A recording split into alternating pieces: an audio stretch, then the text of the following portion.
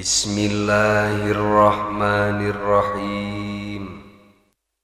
Saparantosna Kangjeng Nabi disiapkeun lahir batin untuk melakukan perjalanan Isra sareng Mi'raj teh.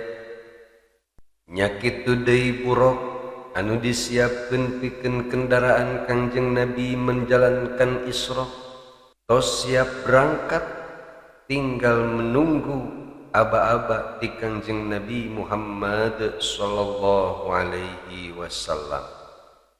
Begitu aba-aba telah diberikan ku Kangjeng Nabi Muhammad sallallahu alaihi wasallam, fantalaqa, maka berangkatlah bihi nyandak Kangjeng Nabi sah Jibrilu, malak Jibril alaihi salam. Wa huwa sareng ari malak Jibril an yaminihi eta aya palih kanan Kangjeng Nabi, wa Mikailu sareng ari malaikat Mikail an yasarihi ayana di palih kiri Kangjeng Nabi Muhammad sallallahu alaihi wasallam. Masya Allah, berangkat nage Kangjeng Nabi diapit kedua malaikat, malahan mak jenderal na malaikat deui nyaeta malak Jibril alaihi salam. Wa inda bni Sa'adin sareng numutkeun Imam Ibnu Sa'ad, wa kana sareng aya al-akhidu ari anu nyepeng birikabihi kana panincakan kaki nu aya dina burok teh, atawa lamun ceuk bahasa keren nama sang burdi, saha nu nyepeng kana pijakan kaki anu aya dina burok teh? Jibril, nyaeta malak Jibril alaihi salam.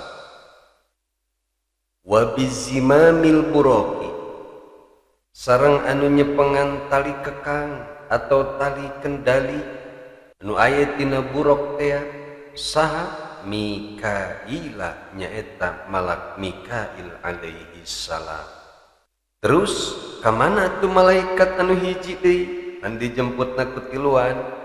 Malaikat Jibril, malaikat Israfil sareng malaikat Mikail. Nah, numutkeun sebagian riwayat ari malaikat Israfil mah tidak ikut mengawal perjalanan Isra Kangjeng Nabi Muhammad sallallahu alaihi wasallam. Nah, cenah mah teu ngiring mengawal malaikat Israfil, atuh tidak ada perintah beti Allah meureunna, cukup kuduaan bae dikawal. Begitu ieu rombongan teh tos ngambil posisina masing-masing di luhur buruk, pasaru kemudian berangkatlah ieu rombongan teh nyaeta Kangjeng Nabi, malak Jibril sareng malaikat Mikail sebagai supirna. Ieu malaikat Mikail nyupiran ieu buruk teh membawa kecepatanna lain 300 km per jam deui. Kecepatanna geus tak terhingga bagaikan kilat anu menyambar. Ieu salah satu bukti bahwa Kangjeng Nabi itu fisikna kuat. Bayangkeun bae coba, Kangjeng Nabi naik kendaraan di tengah malam dengan kecepatan yang sangat tinggi, tapi teu kabejanakeun Kangjeng Nabi sugan berangkat teh make jaket, make helm teu kan, jeung teu kabejanakeun diisukan Kangjeng Nabi balik Isra Mi'raj teh asup angin dikerok. Lamun urang-urang we mah geus asup angin ieu. Gila, hebatna berarti fisik Kangjeng Nabi Muhammad sallallahu alaihi wasallam. Buruk melesat dengan kecepatan tinggi menuju ke arah utara dengan mengepakkan kedua sayapna anu sangat indah. Mekah anu kejam, Mekah anu jahiliyah, Mekah anu padat sesak dengan manusia-manusia sombong, heuras, ngawaro. Sejenak ku Kangjeng Nabi ditinggalkeun heula eta kota Mekah anu masih keneh pinuh ku jalma-jalma jahiliyah teh. Hitung-hitung refreshing mun ceuk urang mah. supaya Kanjeng Nabi henteu stres teuing memikirkan orang Mekah anu karajam anu haraderas. Hatta balagu dugi sampailah ieu rombongan teh ardon ke sebuah tanah atanapi ke sebuah tempat data nahlin anu seueur ku tangkal-tangkal korma. Faqala kemudian nyarios lahu ka Kanjeng Nabi saha nu nyarios teh Jibrilu malak Jibril inzil ya Rasulullah salirah wayahna kedah lungsur heula di ieu tempat fasoli teras anjeun kedah ngalaksanakeun salat hahuna di ieu tempat. Maka begitu Kanjeng Nabi mendengar perintah ti malak Jibril teh henteu nyebutke heula henteu hararese fa'ala maka langsung bae ieu Kanjeng Nabi teh melaksanakan sesuai dengan perintah malak Jibril nyaeta ngalaksanakeun salat di eta tempat. Tah ieu ge kan pelajaran pikeun urang bahwa urang oge kudu bersegera melaksanakan perintah Allah teh. Ulah sok hararese, ulah engke heula, ulah engke we asa kedeung deui, ulah kitu kuduna mah. Sekalipun urang keur aya dina kendaraan, keur ngeblesat urang di jalan tol misalkeun arek menuju ka mana kitu. Dongkap waktu adzan, buru-buru pengkolkeun ka masjid, da banyak atuh ayeuna masjid di sepanjang jalan oge. Ulah sok ngadagoan engke we di ditu sakedeung deui kagok. Engke we kagok itu bisa kedeung deui urang teu nyaho bating sameter 2 meter 3 meter deui urang jugir tabrakan terus nepi ka maut atawa urang jugir tabrakan terus nepi ka urang hese ngalaksanakeun salat. Naudzubillah min dzalik kitu teh mah. Tapi kan urang teu nyaho nasib urang 1 menit deui 2 menit deui rek kumaha tong boro-boro isukan 1 menit yang akan datang nasib urang bakal kumaha urang tidak tahu. Nah, ialah salah satu hikmahna orang menyimak perjalanan Kanjeng Nabi Muhammad sallallahu alaihi wasallam. Bukan hanya diapalkeun ti mimiti dibedah sampai ka Sidratul Muntaha hungkul, tapi orang oge kudu bisa ngambil pelajaran supaya orang bisa lebih baik deui menjalani ieu kehidupan teh. Saparantosna Kanjeng Nabi selesai melaksanakan perintah malak Jibril nyaeta salat di eta tempat teh summa raqibah kemudian Kanjeng Nabi naik deui kana eta buruk. Begitu Kanjeng Nabi parantos aya di luhur buruk faqala kemudian nyarios lahu ka Kanjeng Nabi saha Jibril malak Jibril alaihi salam. Saur malak Jibril atadri ya Rasulullah naha salira uningan aina sholaita di mana tadi salira ngalaksanakeun salat. Nah ieu kan malak Jibril nyarios kitu teh sebenarnya mah etika sopan santun. Padahal sebetulnya malak Jibril tahu bahwa Kanjeng Nabi teh pasti moal apaleun kana eta tempat. Dan sebab kan karak pertama kali kadinya naoge. Tapi malak Jibril memiliki etika atau kesopanan yang sangat luar biasa. Sebelum memberi tahu teh naros heula. Nah, urang geus sakuduna mah kitu. Memeh ngabejaan perkara ka batur teh taros heula punten akang tos terangkan perkawis ieu. Walaupun orang teh geus nyaho eta jelema teh pasti moal nyaho. Tapi eta lah etika seorang muslim. Atuh sebenarnya adab eta teh akhlak eta teh adalah akhlak Al-Qur'an, akhlak Allah. Coba tingali bae dina Al-Qur'an. Sebelum Al-Qur'an mengabarkan sesuatu ka urang, pasti bertanya heula. Contoh dina surat Al-Qadar. Wa ma adraka ma lailatul qadr. Dan tahukah kamu apakah malam kemuliaan itu? Naros heula kan tidinya Allah. Padahal Allah tahu Moal aya anu nyahueun kabeh oge. Upami teu ku Allah diberikan pengetahuan moal aya nu nyahueun saurang oge naon ari Lailatul Qadar. Dina ayat berikutna nembe Allah ngawaler Lailatul Qadri khairum min alfi syahr. Akar Allah dijelaskeun malam Al-Qadar teh nyaeta lebih baik daripada 1000 bulan. Nya kitu deui dina surat Al-Qari'ah. Mal Qari'ah.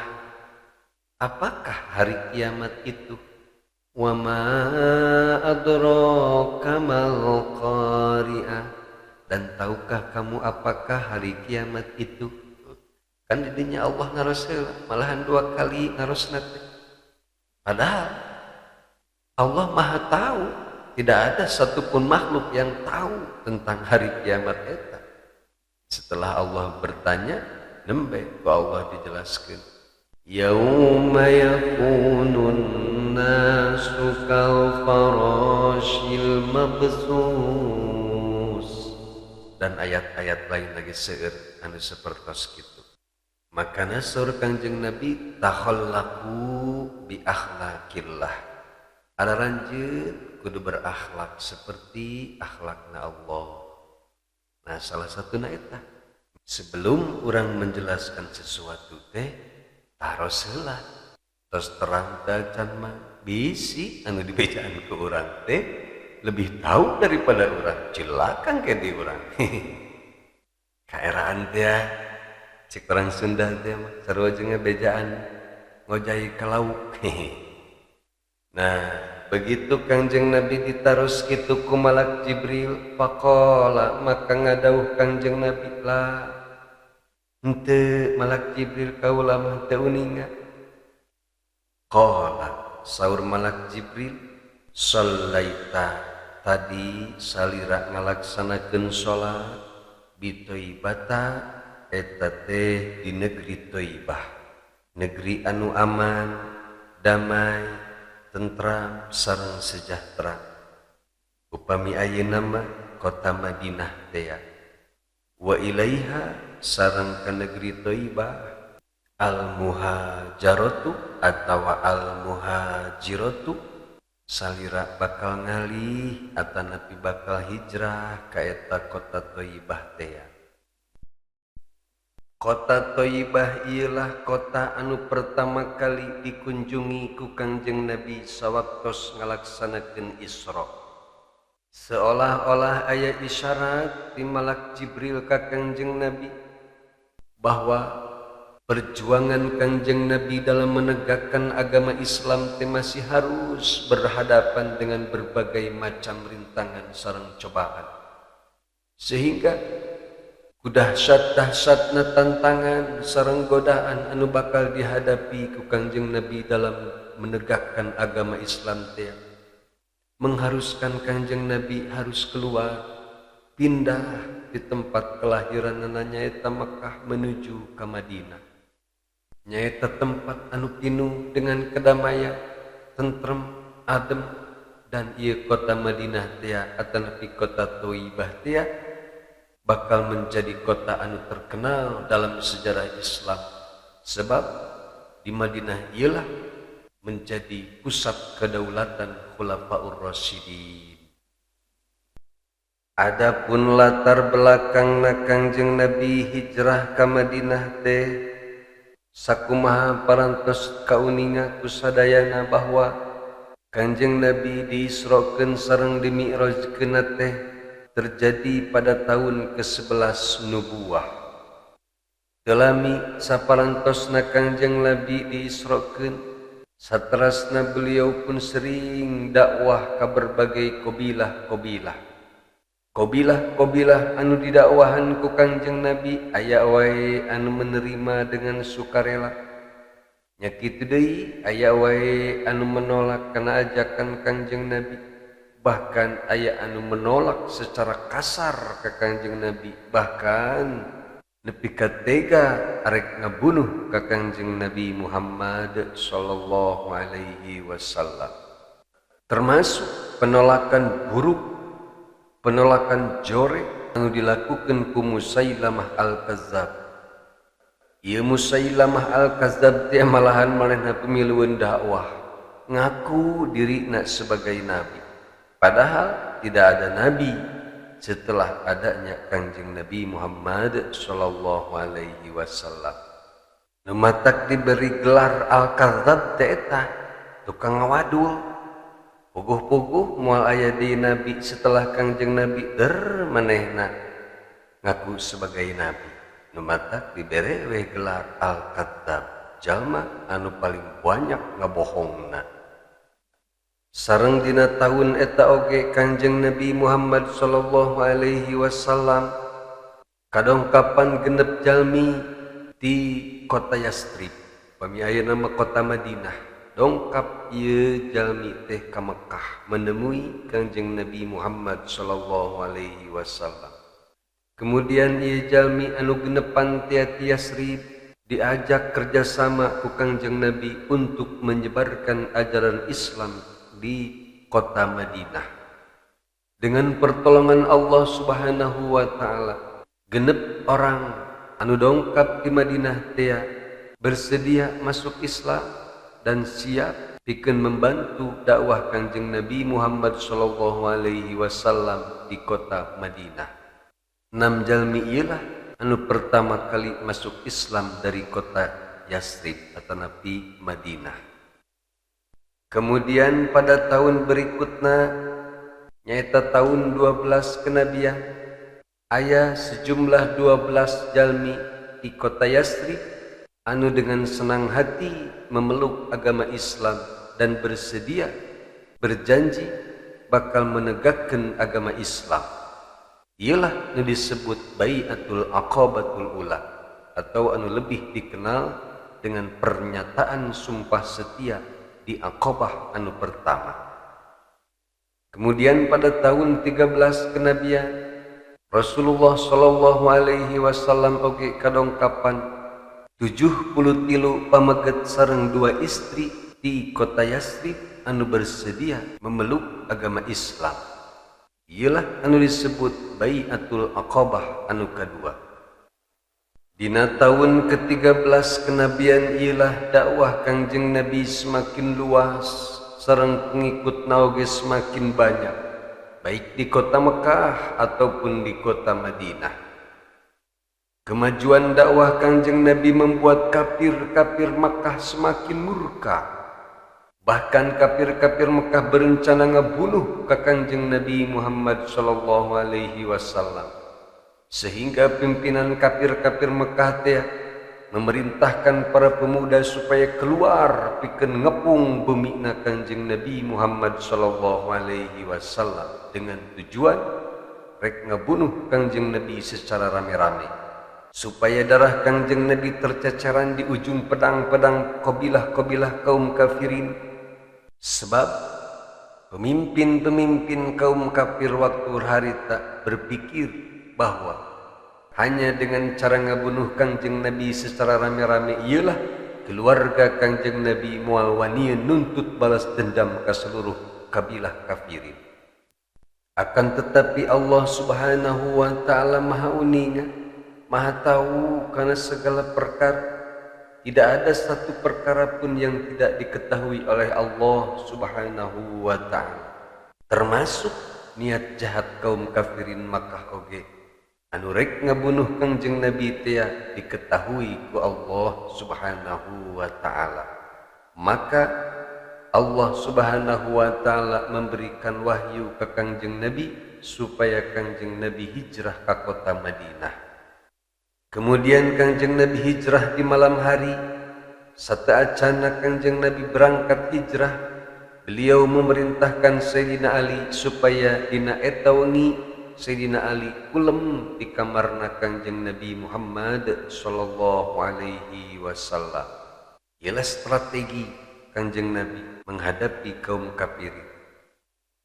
Salajengna Kangjeng Nabi keluar ti bumina nyalametkeun diri tina kepungan kaum kafirin menuju ka Gua Tsur direncangan ku sahabatna anu setia nyaeta Sayyidina Abu Bakar Siddiq radhiyallahu anhu. Di Gua Sur ialah Kanjeng Nabi bersembunyi selama 3 hari 3 malam. Salami Kanjeng Nabi bersembunyi di Gua Sur, para pemuda kafir Mekah dia sibuk milarian Kanjeng Nabi, bahkan aya nu bolak-balik ngaliwatan Gua Sur tapi teu apaleun Kanjeng Nabi aya di dinya. Sedengkeun Sayyidina Abu Bakar anu ngarencangan Kanjeng Nabi teh gelebet Gua Sur nangis ngaraos khawatir ka Kanjeng Nabi. Margi Sayyidina Abu Bakar uningan ningalieun bahwa di luar gua teh loba pemuda kafirin bolak-balik milarian Kanjeng Nabi. Di saat Kanjeng Nabi Muhammad sallallahu alaihi wasallam ningali Sayyidina Abu Bakar Siddiq nangis kusabab khawatir teh, kemudian Kanjeng Nabi nyarios, la tahzan innallaha ma'ana. Anjeun ulah bersedih wahai Sayyidina Abu Bakar, sanyanyana pertolongan Allah, rahmat Allah selalu babarengan sareng urang. Singkat cerita, setelah kaum kafirin sababaraha hari milarian Kanjeng Nabi tapi teu kapendak wae, akhirna ieu kafirin teh ngarasa putus asa, baralik deui ka kota Mekah laporan ka pimpinan-pimpinanana bahwa ieu pemuda teh gagal milarian Kanjeng Nabi. Hingga akhirna pimpinan kaum kafirin teh memutuskan untuk membuat sayembara. Saha wae anu ngalaporkeun keberadaan Kanjeng Nabi atau saha wae anu bisa newak Kanjeng Nabi, maka bakal menang hadiah berupa 100 ekor onta anu kuala lede. 100 ekor onta anu kuala lede teh sabaraha ratus juta nya. Matak jalma-jalma cinta dunia mah ketika mendengar sayembara eta teh wah sibuk marantuan nareangan Kanjeng Nabi Muhammad sallallahu alaihi wasallam demi mendapatkan 100 ekor onta.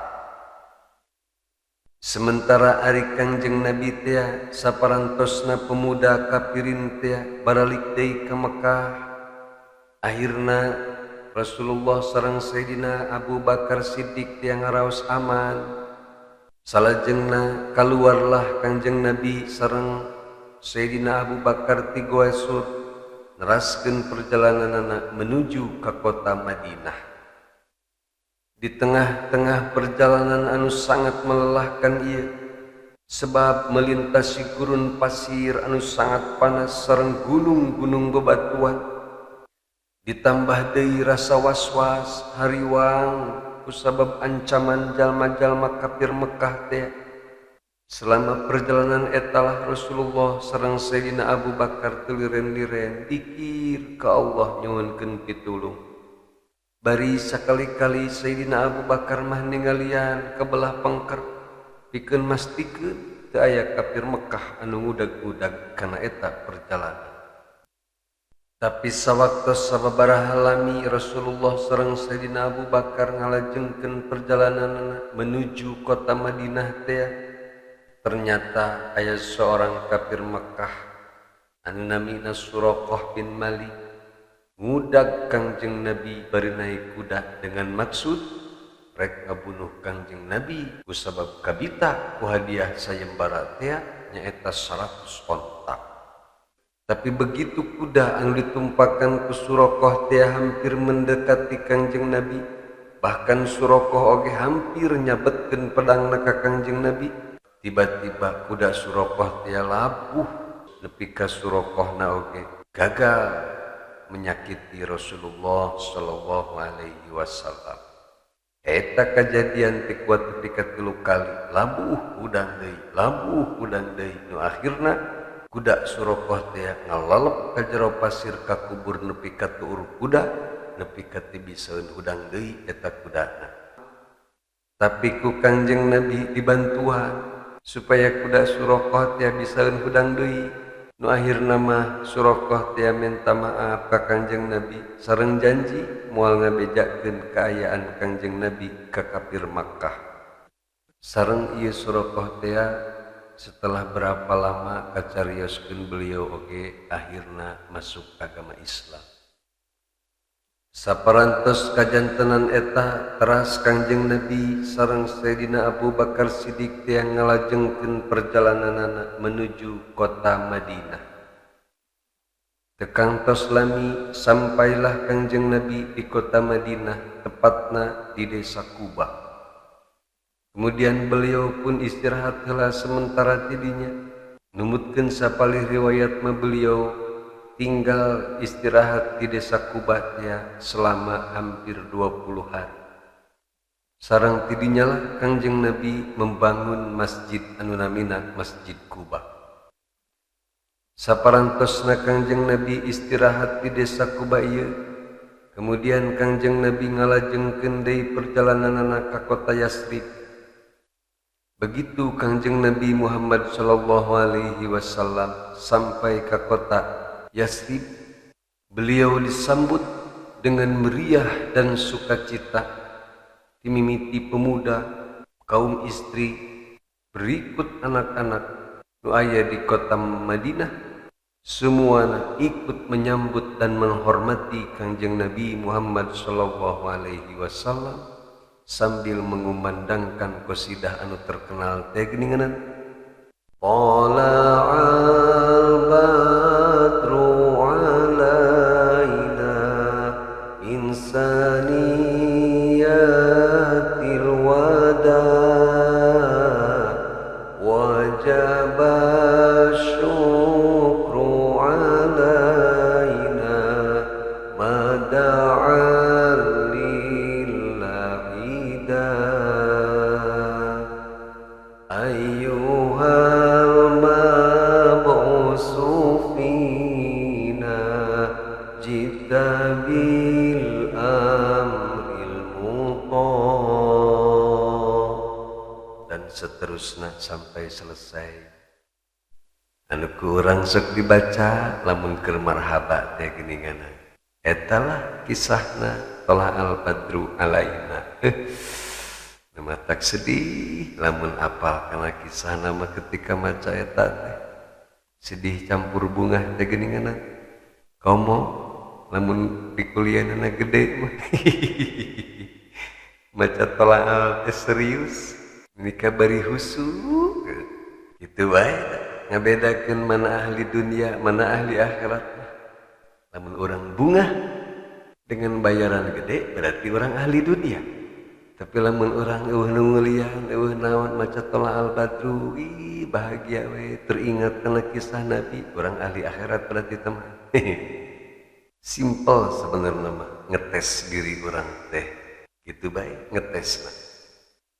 Nah, kebahagiaan penduduk Madinah menyambut kadongkapan Rasulullah teh bukan hanya sekedar membaca qasidah anu indah hungkul, tapi penduduk Madinah oge berebutan pada hoyong Kangjeng Nabi linggih sareng mukim di bumina. Nalawaran bumi ke Kangjeng Nabi, Masya Allah. Etalah pengorbanan penduduk kota Madinah. Berani mengorbankan hartana demi Rasulullah sallallahu alaihi wasallam. Saking kuseur-seurna anu nawisan bumi ka Kangjeng Nabi, akhirna Kangjeng Nabi nunjuk ontakna supaya berjalan. Di mana ontak Kangjeng Nabi berhenti, di dinyalah Kangjeng Nabi bakal tinggal. Singkat cerita, eta ontak Kangjeng Nabi teh atas izin Allah berhenti di payunan bumi na Abu Ayyub Al-Ansari radhiyallahu anhu. Nah, singkat cerita, akhirnya Kangjeng Nabi di kota Madinah teh membangun sebuah masjid anu terkenal dugi ka ayeuna nyaeta Masjid Nabawi. Numutkeun sapalih riwayat mah tanah anu dianggo membangun Masjid Nabawi teh nyaeta tanah bekas rumah anak yatim anu namina Sahal sareng Suhail, anu tos dihadiahkeun ka Kangjeng Nabi secara gratis cuma-cuma. Tapi Kangjeng Nabi aliman dipasihan tanah secara cuma-cuma atanapi gratis kanggo masjid. Nu akhirna eta tanah teh dipeser ku Kangjeng Nabi dengan harga anu sesuai di zaman harita. Etalah kisah singkat perjalanan hijrah Kangjeng Nabi di Mekkah ka kota Madinah. Wallahu a'lamu bishawab.